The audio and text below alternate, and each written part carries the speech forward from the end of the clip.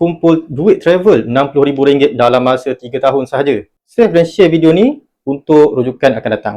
Bagi pasangan suami isteri yang ada dua cahaya mata, boleh bajetkan RM15,000 seorang untuk bercuti ke luar negara. Caranya mudah sangat. Kita gunakan kaedah simpanan dalam bentuk emas. Yang pertama, suami isteri buka akaun emas masing-masing secara percuma. Link ada di bio. Kemudian, suami simpan 1.5 gram, isteri pun simpan 1.5 gram dalam akaun emas masing-masing secara konsisten selama 3 tahun, iaitu 36 bulan. Bila dah cukup 3 tahun, sebenarnya tuan-puan dah berjaya kumpul 108 gram emas dalam akaun yang bernilai sekitar RM60,000 ketika video ini dibuat. Jadi, dah cukup untuk bawa anak-anak pergi bercuti kan?